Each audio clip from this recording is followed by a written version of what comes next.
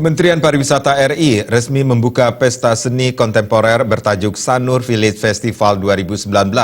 Kegiatan yang bertempat di Pantai Matahari Terbit Sanur Denpasar tersebut dilaksanakan dari tanggal 21 Agustus hingga 25 Agustus 2019.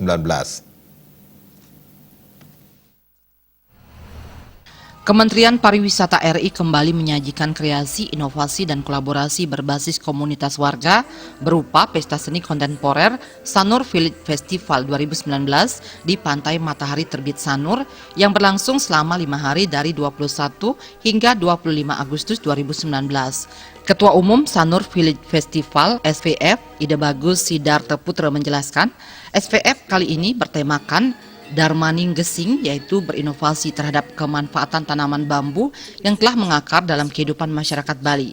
Panitia telah berupaya menerjemahkan tema ke dalam berbagai perangkat dan piranti di arena festival, mulai dari gerbang masuk hingga ke panggung utama yang didominasi bahan bambu.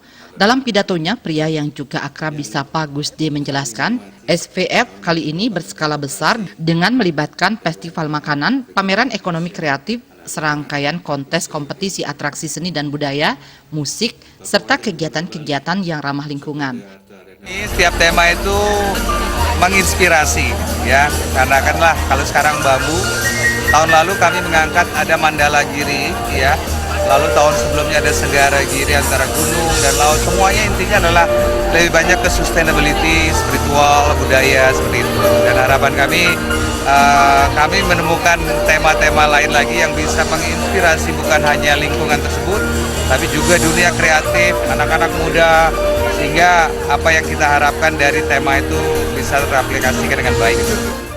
Sanur Village Festival kali ini menyajikan banyak kesenangan, makanan lezat, dan keriangan bagi semua orang. Dalam kesempatan tersebut, Menteri Pariwisata Arief Yahya mengatakan, selama perjalanannya SVF terus menampilkan keragaman budaya dalam program-program dengan duta seni dan budaya dari seluruh Nusantara. Hal itu menunjukkan Sanur memiliki komunitas yang inklusif dan terbuka untuk semua. Fakta ini dikonfirmasi oleh dukungan dari komunitas internasional yang datang dan mengunjungi kegiatan tersebut setiap tahun. Ya, jadi